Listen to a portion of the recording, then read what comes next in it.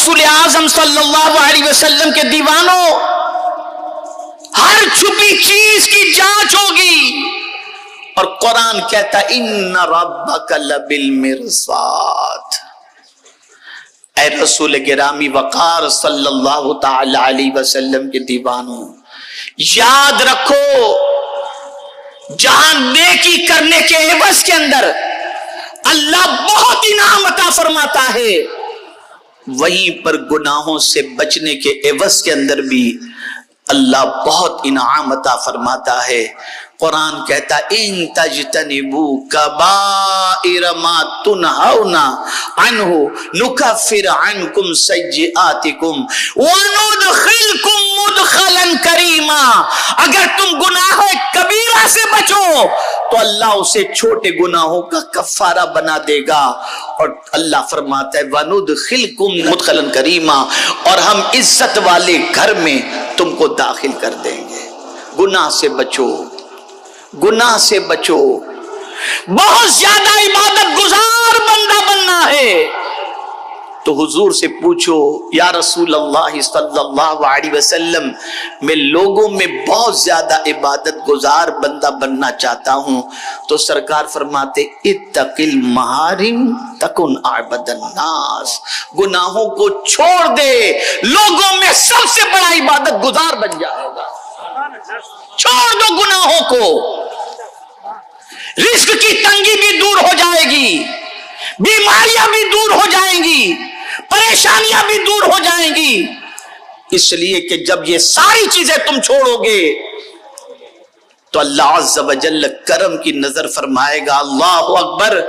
बड़ी प्यारी बात एक सूफी की मुझे लगी, बड़ी प्यारी बात इरशाद फरमाते हैं बेटे कभी गुनाह को छोटा न समझना, ये समझना किस बड़े की नाफरमानी कर रहा है, किस बड़े की नाफरमानी कर रहा है। आप जरा देखें, सबको खुश करने की फिक्र है, कोई नाराज न हो इसका ख्याल है। कभी हमने अपने रब के बारे में भी सोचा? बदलो अपनी सोच को, बदलो अपने अफकारो नजरियात को। जब करीम ने कह दिया वदरू ज़ाहिरल इस्म व बातिनहु, जाहिरी गुनाह को भी छोड़ दो, बातिनी गुनाह को भी छोड़ दो। क्या है जाहिरी गुनाह? आज़ा से गुनाह करना भी छोड़ दो और दिल से भी गुनाह करना छोड़ दो। दिल का गुनाह हसद है, बुग़्ज़ है, कीना है, तकब्बुर है, रिया है, ये सारे दिल के गुनाह हैं, इसे भी छोड़ दो और आज़ा से भी गुनाह करना छोड़ दो। जब तक के गुनाह नहीं छूटेंगे, बस ये समझ लेना, तबीब अगर अच्छी अच्छी दवाएं और आपको पेश करे और कहे इन चीजों से परहेज करना, आप या हम अगर शुगर के पेशेंट हैं और शुगर की टेबलेट भी ले रहे हैं और साथ में स्वीट भी खा रहे हैं, मिठाई भी खा रहे हैं, तो ये दवाई हमको असर नहीं करेगी। लेकिन अगर हमने दवाएं कम कर दी और परहेज ज्यादा कर दिया तो उम्मीद है कि तबीयत संभल सकती है। तो अगर ज्यादा इबादत नहीं कर सकते, कोई बात नहीं, कसरत से गुनाह से बचो, मौला करम की नजर फरमा देगा, वो करम की नजर फरमा देगा। गुनाह से बचो, गुनाहों का सैलाब आया हुआ है। आदमी हजार बचना चाहे गुनाहों से, बचना मुश्किल हो रहा है। ऐसी सिचुएशन में मैं यही कहूंगा जो हजरत यूसुफ अलैहिस्सलातु वस्सलाम ने कहा था, वमा उबर्रिउ नफ्सी इन्नन नफ्स लअम्मारतुम बिस्सू इल्ला मा रहिम रब्बी। बस अल्लाह अपने रब अपने करम से हमें गुनाहों से बचा ले। हम कोशिश करने के बावजूद भी नहीं बच सकते जब तक कि उसका रहम न हो। इसीलिए उसने कहा कि तुम जो है पढ़ लिया करो औज़ु बिल्लाहि मिनश शैतानिर रजीम, पढ़ लिया करो। لیکن یہ نہیں کہ پڑھ کے دیکھتا ہوں واقعی بچتا ہوں کہ نہیں بچتا ہے، ایسا نہیں. میں پڑھوں گا انشاءاللہ بچنے کی نیت سے تو مولا بچا لے گا، بچا لے گا.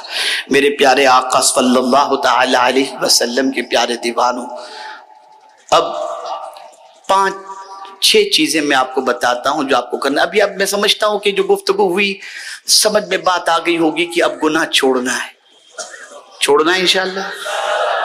ظاہری گناہ بھی چھوڑیں گے انشاءاللہ العظیم، باطنی گناہ بھی چھوڑیں گے نا. میں آپ کو یقین کے ساتھ کہتا ہوں 2 گناہ کے بارے میں بتا دوں، 2 گناہ کے بارے میں چھوڑ کر کے دیکھیے آپ. 2 گناہ. ایک تو بد نگاہی چھوڑ دیجیے آپ، تاکنا جھانکنا، لڑکیوں کو عورتوں کو گندی چیزوں کو دیکھنا، اسے چھوڑ دیجیے. آپ کا دل منور ہو جائے گا، آپ کے دل کو اللہ قرار کی دولت سے مالا مال فرما دے گا.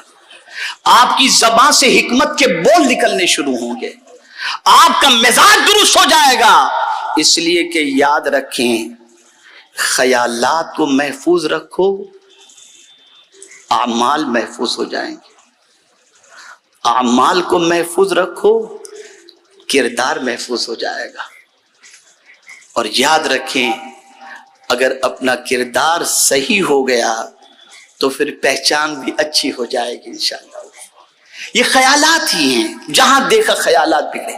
نظر نیچی کر لو اور کر کے دیکھو. بس یہ سوچو کہ جب نگاہ تمہاری اٹھنا چاہے تو یہ تصور کر لو تم اسے دیکھ رہے ہو، خدا تمہیں دیکھ رہا ہے. جب سیلنگ پر بائک لے کر، سیلنگ پر کار لے کر جا رہے ہو تو اسپیڈ سلو کر دیتے ہو کہ کیمرہ دیکھ رہا ہے. تو کیا تم اللہ دیکھ رہا ہے اس تصور سے گناہ نہیں چھوڑ سکتے؟ چھوڑو گناہوں کو، بچو گناہوں سے. ہم دیکھ رہے ہیں کہ نیکیاں بھی ہو رہی ہیں اور دامن پر نہ جانے کتنے گناہوں کے دھبے بھی روز لگتے نظر آتے ہیں. اب کسی کے ذہن میں یہ بات آئی، چلو ایک تو یہ گناہ سے بچنا ہے بد نگاہی سے، دوسری چیز نماز قضا کرنے سے بچو. یہ قضا نہیں ہونی چاہیے. اس لیے کہ آقا کریم صلی اللہ علیہ وسلم نے ارشاد فرمایا، جو شخص جان بوجھ کر کے نماز قضا کرے اللہ اپنا دستے امان اس سے اٹھا لیتا ہے. اب اللہ اگر دستے امان اٹھا لے تو کون ہمیں پناہ دے گا؟ اب آئیے 6 باتیں میں بتا دوں، اسے دل و دماغ میں محفوظ کر لیں. میں حضور مفکر اسلام کی بارگاہ میں معذرت چاہتا ہوں کہ گفتگو تھوڑی لمبی ہو گئی میری، تو بس یہ 6 باتیں آپ کو کیا کرنا ہے. نمبر 1، اس کو ذہن میں رکھیں، وقت کی قدر کرو. گلی کوچوں میں گھومنے گھامنے میں فالتو چیزوں میں ٹائم ضائع نہ کرو، وقت کی قدر کرو. نمبر 2، سادگی کی زندگی اختیار کرنے کی کوشش کرو، آنے والے دن پتہ نہیں کیا لے کر کے آئے. تیسری چیز صفائی کا اہتمام. اور سادگی کی بات کرتے ہوئے میں یہ بھی عرض کر دوں، آج ہمارے یہاں نکاح اتنے مہنگے ہو گئے، شادی اتنی مہنگی ہو گئی کہ 1 کروڑ سے کم کی کوئی شادی نہیں ہو رہی ہے الا ماشاءاللہ. اگر یہ بڑی شادی کرنے والے لوگ سادگی سے شادی کریں اور سب اپنی دولت کو تعمیر ملت و امت کے پیچھے خرچ کریں تو ہر سال ہماری کئی اسکولز اور کئی کالج اور کئی ہاسپٹل تعمیر ہو سکتے ہیں. اور اگر کوئی یہ سوچے کہ کمایا میں نے، اگر میں اپنی خوشی کے پیچھے خرچ نہ کروں تو کون کرے گا؟ آئیے میں آپ کو بتاؤں، رسول اعظم صلی اللہ علیہ وسلم فرماتے ہیں، جس کسی نے صبح اس حال میں کی کہ میری امت کے کاموں کے بارے میں نہ سوچا، فلیس منا، وہ میرا ہے ہی نہیں، وہ ہے ہی نہیں. صبح کرو تو حضور کی امت کے بارے میں سوچو. تو 3 چیزیں میں نے بتائیں.